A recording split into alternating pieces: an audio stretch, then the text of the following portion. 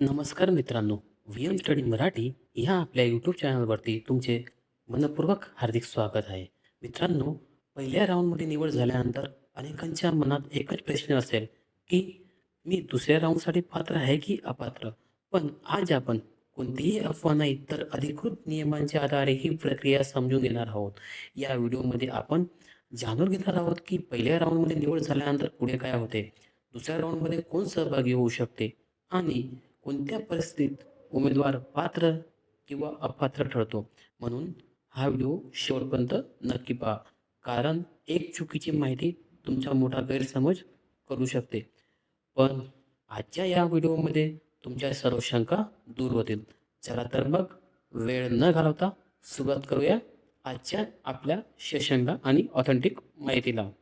बघा मित्रांनो, ती ऑथेंटिक माहिती आपण आजच्या या नियमाने समजून घेणार आहोत. बघा मित्रांनो, 20 जानेवारी 2026 रोजी पवित्र पोर्टलमार्फत एक नियमावली जाहीर करण्यात आली होती. असं म्हटलं होतं, की पवित्र पोर्टलमार्फत शिक्षक पदभरतीच्या पद्धतीमध्ये आवश्यक सुधारणा करण्याबाबत.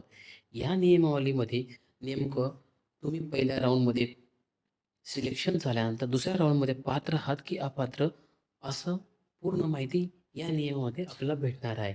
बघा मित्रांनो, सुरुवातीच्या जुना नियम जो होता पहिल्या टप्प्यामध्ये, बघा, अगोदर 2022-23 जी शिक्षक भरती झाली होती, त्यामध्ये कोण पात्र होतं? बघा, विविध टप्प्यांमध्ये जाहिरात येणार असल्याने एकदा निवड झाल्यानंतर असा उमेदवार पुन्हा नव्याने येणाऱ्या जाहिरातीनुसार त्याने अर्ज केल्यास निवडीसाठी याच गुणवत्तेनुसार पूर्वी शिफारस झालेल्या गटापेक्षा वरच्या गटासाठी अर्थानुसार पदासाठी पात्र राहील. उमेदवार पूर्वी निवड झालेल्या त्याच गटासाठी अर्ज करावयास झाल्यास नव्याने छाननी परीक्षा दिल्यानंतर गुणवत्तेनुसार पुन्हा याच गटासाठी पात्र राहील. म्हणजे मित्रांनो, पूर्वी जी पवित्र पोर्टलवर शिक्षक भरती झाली होती 2022-23 मध्ये, ओके, त्या शिक्षक भरतीमध्ये जर उमेदवार पहिल्या गटासाठी म्हणजे पहिली ते 5वीच्या गटासाठी त्याची निवड झाली असेल, तर त्याच मार्काने पुन्हा जर दुसऱ्या राऊंडमध्ये जाहिराती आल्या असतील किंवा मुलाखतीचे राऊंड आले असतील, तर तो उमेदवार त्याच्या वरच्या वर्गासाठी पात्र ठरत होता. म्हणजे उदाहरणार्थ, जर त्याच्या पहिल्या राऊंडमध्ये इयत्ता 1ली ते 5वीच्या गटासाठी सिलेक्शन झालं. आता दुसरा राऊंड जेव्हा होतो, तेव्हा तो पहिल्या राऊंडसाठी अपात्र ठरत होता. नंतर त्याचं सिलेक्शन डायरेक्ट 6वी ते 8वी गटासाठी किंवा 9वी 10वीच्या गटासाठी किंवा 11वी 12वीच्या गटासाठी या वरच्या लेव्हलला त्याचं सिलेक्शन होत होतं. परंतु हा नियम आता बदलण्यात आलेला आहे मित्रांनो. पवित्र पोर्टल अंतर्गत जी 25-26 जी भरती होणार आहे मित्रांनो, आताची ही भरतीला हा नियम लागू नाही मित्रांनो. आता त्यांनी काय सुधारणा केली आहे, चला तर ते बघूया. बघा, उमेदवार चालू छाननी परीक्षेतील गुण मुलाखतीशिवाय व मुलाखतीसह या निवडीच्या प्रकारासाठी मिळून केवळ एक वेळ निवडीच्या शिफारसीसाठी लागू राहतील. उमेदवारास निवड प्रक्रियेत पुन्हा सहभागी व्हायचे असल्यास त्यास नव्याने छाननी परीक्षा द्यावी लागेल.